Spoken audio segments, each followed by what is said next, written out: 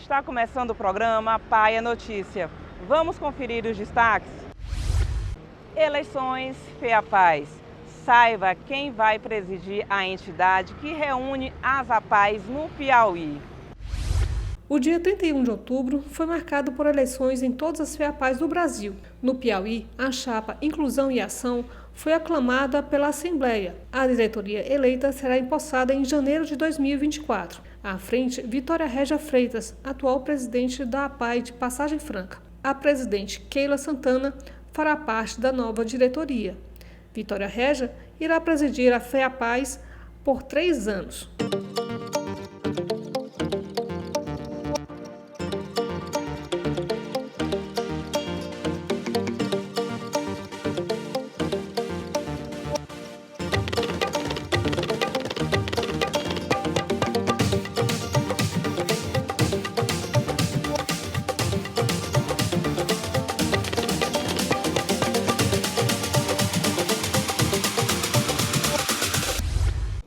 Nós esperamos que essa nova diretoria que irá assumir dê continuidade ao trabalho que já vem sendo desenvolvido, né, pela a nossa presidente, Keila, né, e foi um trabalho bem eficiente.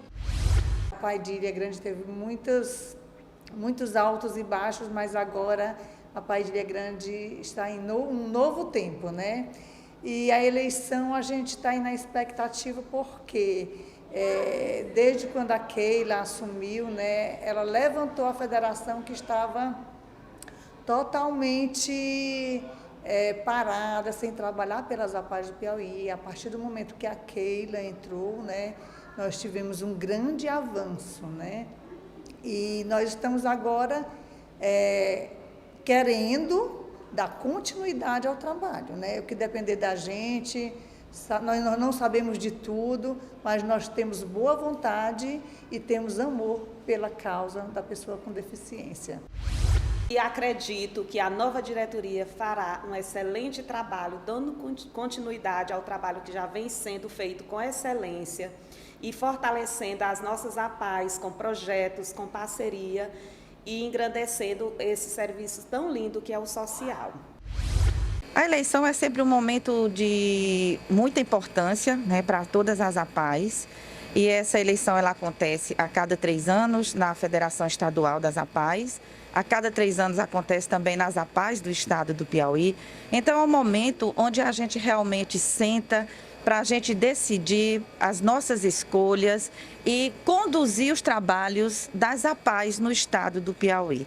Então, a comissão responsável, a chapa eleita, os colaboradores, enfim, são pessoas que fazem parte dessa chapa, são ex-presidentes, presidentes de APAE, ex-presidente de federação. Então, assim, são pessoas engajadas no movimento, pessoas que têm um trabalho prestado no movimento das APAES e é de grande importância a eleição, porque é um momento que se faz necessário, além de que a gente encontra também com muitos amigos, muitos presidentes de APAES que hoje estão aqui reunidos para a gente realmente eleger essa chapa que é a Inclusão e a Ação, que está sendo hoje votada por todos nós que estamos aqui. Então, momento oportuno e de grande valia para o movimento das APAES do Piauí. Tua expectativa? A expectativa é que realmente a nova chapa eleita possa dar continuidade a um trabalho que vem sendo muito bem feito, trabalho bem feito por todos os ex-presidentes, pessoas que já passaram. Nós estamos terminando o nosso mandato agora, eu como vice-presidente, agora em dezembro. Em janeiro é a posse do novo presidente eleito, né? E a gente deseja muito sucesso e a gente está aí para continuar colaborando. A expectativa é a melhor possível, né? A gente vem trabalhando já há muito tempo, né, nisso, na inclusão de pessoas com deficiência, esse trabalho que a APAE já faz dentro do estado do Piauí. Hoje, a APAE de Esperantina, já com 33 anos, já vem ao longo desse tempo acompanhando todo esse processo de eleição. E o que a gente espera dessa nova diretoria executiva é dar continuidade, né? Dar continuidade a todo esse trabalho que já foi feito, levando o nome das APAES, trabalhando com os presidentes e cada APAE se destacando dentro do movimento. Federação das APAES do Piauí tem nova presidência. Keila Santana se despede da presidência da entidade. O que você avalia desses últimos 6 anos em que você esteve à frente da FEAPAES? Bom, eu avalio assim uma gestão positiva, né, diante de tantos desafios, de tantos obstáculos, né, que a gente esteve à frente. Como bem falou alguns presidentes, foram vários abacaxis descascados, porém esses abacaxis hoje estão descascados, né? E o que eu posso dizer é que hoje a Federação das APAES do Piauí, são uma referência no Brasil. Tanto é que evoluímos muito, né? Muitas APAES, né, cresceram. Isso não quer dizer que todas não cresceram, sim, cada uma no seu espaço. Hoje as APAES elas estão mais visíveis, estão participando mais de eventos, de projetos, tanto na área da saúde, na área da educação, na área esportiva, na área de serviço social. Então, todos os presidentes estão de parabéns, que tiveram ao longo desses 6 anos ao meu lado, sempre compartilhando comigo, né? Todos os momentos. Eu sempre costumo dizer que se a gente cai junto. Então, eles estiveram comigo, atenderam ao nosso pedido, acreditaram em nosso trabalho, e isso é de suma importância. Temos certeza de que vamos sair, né, dessa gestão com dever cumprido. Claro que nós não conseguimos alcançar todos os nossos objetivos, mas lutamos muito, vamos deixando assim vários projetos encaminhados para a nova gestão, né? E o melhor de tudo é poder dizer para todos vocês que nossa gestão ela vai ficar na história assim, de uma fase de transição das APAES, e que muito nos alegra esse momento em que a gente está vivendo. Você acabou de dizer que somos uma referência, que a FEAPAES é uma referência. Inclusive, você foi convidada para um cargo nacional. Que cargo é esse? Bom, diante da nossa referência, né, nós fomos convidados a compor, né, a nova diretoria da Federação Nacional, né? Eu ainda não sei te dizer assim, porque havia um cargo e a gente teve que recusar, assim, não é recusar, mas a gente optou por outro cargo. Então, hoje, né, brevemente, eu acho que no próximo programa a gente vai estar falando qual é o nosso cargo, porque estão fechando a composição da nova diretoria. Mas o importante é que o Piauí está lá, o Piauí vai ser representado por minha pessoa, né, dentro da composição dessa nova diretoria. Somos mais de 2.000 APAES em todo o Brasil, somos aí mais de 20 estados, e o Piauí conseguiu, né, essa vaga. Eu digo essa vaga porque são cargos disputadíssimos, né? Quem não almeja chegar na diretoria nacional, então a gente fica muito feliz, é um trabalho reconhecido, né, a nível nacional, e que a gente vai estar lá representando muito bem o nosso Piauí na Federação Nacional das APAES. Foi unanimidade na cerimônia de eleição que a sua atuação à frente da federação. Em janeiro você entrega o cargo, mas você continua orientando, continua fazendo parte da diretoria. Sim, a gente vai continuar, né? Esse foi o propósito, né? Para quem esteve hoje, viu, né? Todos os presidentes que estavam presentes pediram para a gente continuar, e nós temos outros objetivos, nós temos assim uma missão a cumprir ainda dentro da federação, e eu tenho certeza que eu não vou abandonar, pelo contrário, é um motivo assim de orgulho para minha pessoa poder dar continuidade a esse trabalho no que a gente está planejando. Temos vários planejamentos para a federação, para as APAES, e vou estar assim ao lado deles. Faço parte da nova diretoria novamente, e com certeza a gente vai dar o melhor para dar continuidade e em busca de melhorar cada vez mais as APAES do Piauí. Foi unanimidade. Os presidentes que eu conversei hoje pela manhã, todos disseram que o desejo é que tudo continue, que tudo dê seguimento. Como é que você se sente perante essa opinião? Olha, eu fico até emocionada, eu fico lisonjeada com tantos elogios, né, que fazem a minha pessoa, mas assim, a Keila sozinha ela não faria nada. Eu atribuo isso à equipe maravilhosa que eu tenho, assim, agradeço a todos os presidentes que estiveram com a gente, agradeço a equipe da federação, pequena, mas gigante ao mesmo tempo, né? Eu aqui registro, assim, meus agradecimentos a Jesus, a Aline, né? Que sempre estiveram, né, com a gente, né? E a nossa escolha no nome da Vitória, por ser uma pessoa que sempre esteve ao meu lado, né, nos momentos difíceis e tudo, e sempre vem acompanhando o meu trabalho, né? Então, a escolha da Vitória foi justamente por isso, por ela estar à frente, sempre comigo. Eu tenho certeza que ela vai dar continuidade, eu vou estar ao lado de toda a diretoria, né, para a gente buscar mais meios para o crescimento das APAES. E aqui fica também meu abraço a todos os coordenadores da federação, né, coordenadores estaduais, a todos os amigos, pais e simpatizantes, que não tem sido fácil esses últimos meses, quando eu venho passando por algumas cidades, existem muitas perguntas, as pessoas abraçam a gente, perguntam, você vai continuar, você não vai abandonar a gente? E isso só deixa a gente satisfeito em saber que nós saímos da gestão, uma gestão onde teve unanimidade e a aprovação de todos que estavam ao nosso lado. Qual a expectativa para os próximos 3 anos à frente da FEAPAES? Olha, a expectativa é muito boa, porque a gente vai dar continuidade de um trabalho, né? Apesar de ser uma nova diretoria, mas praticamente parte dessas pessoas estavam na diretoria passada, né? E com certeza nós vamos continuar com a orientação da Keila. E é um trabalho que a gente já vem fazendo ao longo desses últimos anos. Então, eu acredito que vai ser uma nova etapa e com certeza tem muita coisa boa, né, para vir. Já vem um trabalho de uma gestão anterior que, pelo que a gente pôde testemunhar, é bastante promissor. As pessoas elogiam, as pessoas gostaram bastante. Isso, nós pegamos a federação do intervenção. Depois veio, né, a primeira eleição daquele, a segunda, que eu fiz parte, né, desde a intervenção até agora. Então, são 6 anos que nós estamos trabalhando juntas. Então, já existe, assim, um trabalho de longo prazo. A parte mais difícil, eu acredito, que foi a questão, quando nós pegamos a federação numa intervenção, já foi vencida.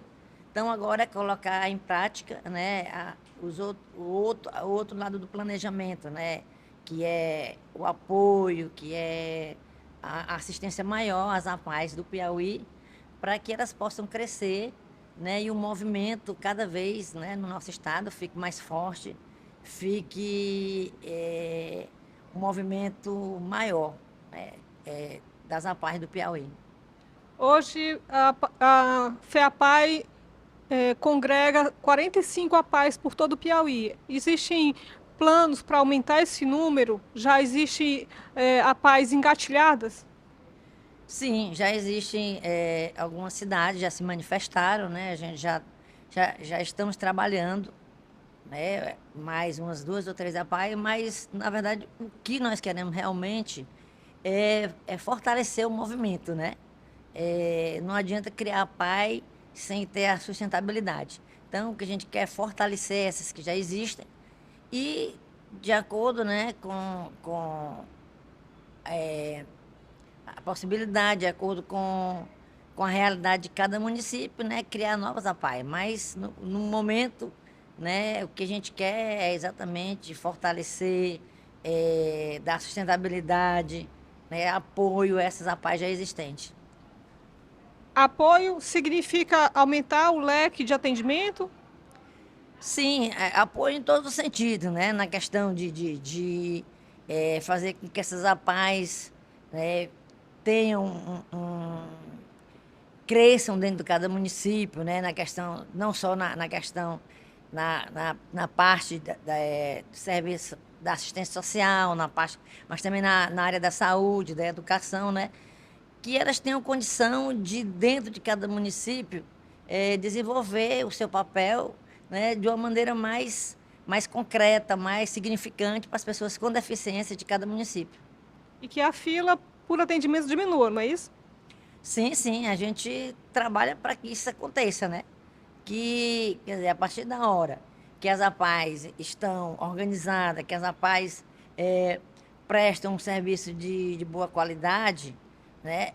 Com certeza a fila vai diminuir, porque, né, os municípios vão estar estruturados para atender as pessoas com deficiência e não vai ser preciso estar vindo para Teresina ou para outros locais, né? Então, o nosso projeto maior é esse, é dar sustentabilidade, é dar apoio, trabalhar, né, as APAES já existentes para que cada vez mais elas tenham condição de prestar serviço de melhor qualidade às pessoas com deficiência em cada município onde elas estão. Você sabe como identificar o autismo? Fique atento aos sinais. Veja entrevista com o neurologista Henrique Neiva.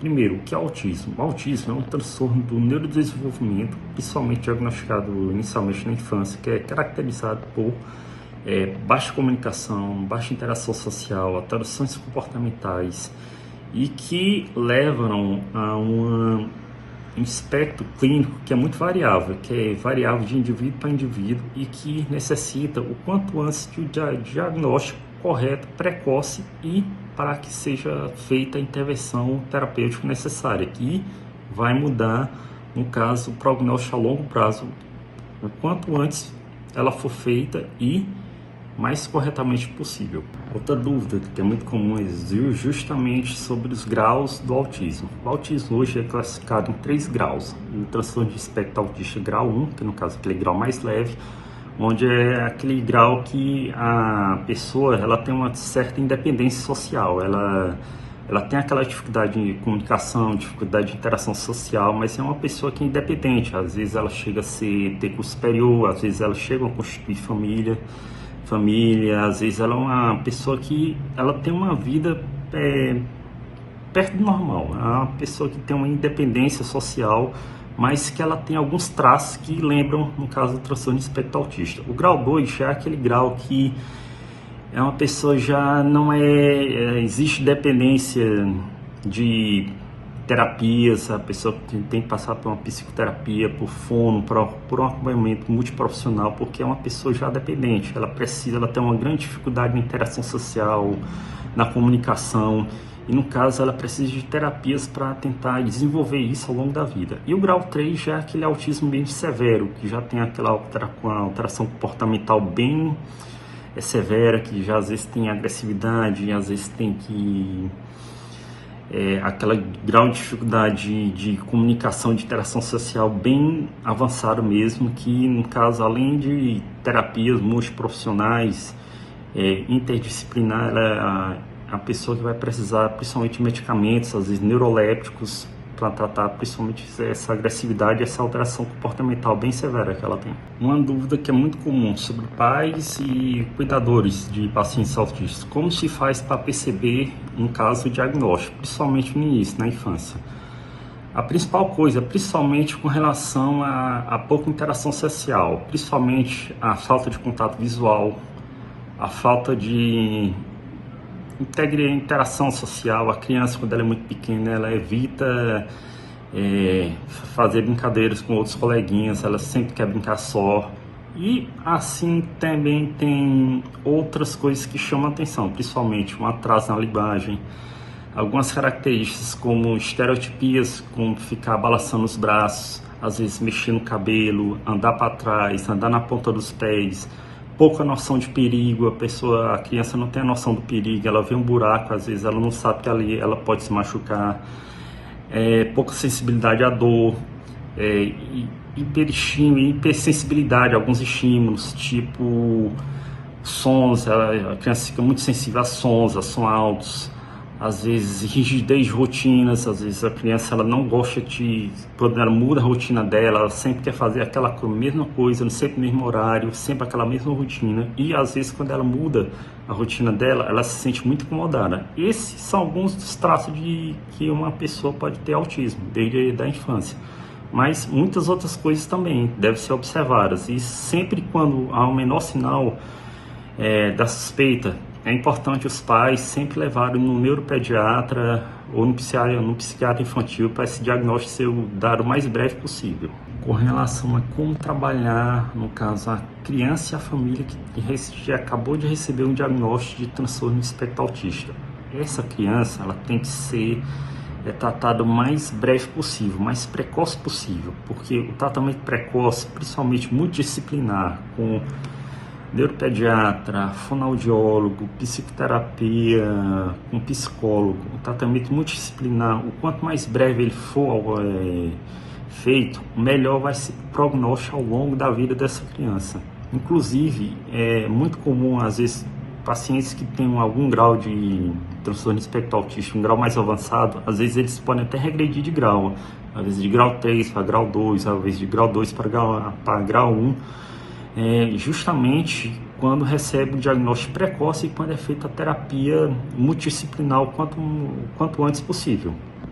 E no caso familiares também, eles têm que se conscientizarem em caso, às vezes precisam até de terapia também. Às vezes é um diagnóstico muito difícil, é uma aceitação muito difícil para a família e no caso, às vezes até um tratamento com os pais, com psicólogos também, às vezes ajuda bastante, principalmente na aceitação do diagnóstico e como lidar com isso. Outra dúvida também que tem aparecido bastante é justamente sobre falar que autismo está na moda, que o número de autistas vem aumentando a cada dia, que os diagnósticos estão aumentando a cada dia. Na verdade, o que provavelmente acontece é que a doença está sendo mais conhecida ultimamente. Você já está sabendo mais sobre as características, sobre o diagnóstico do autismo e que, por conta disso, mais pessoas estão sendo diagnosticadas.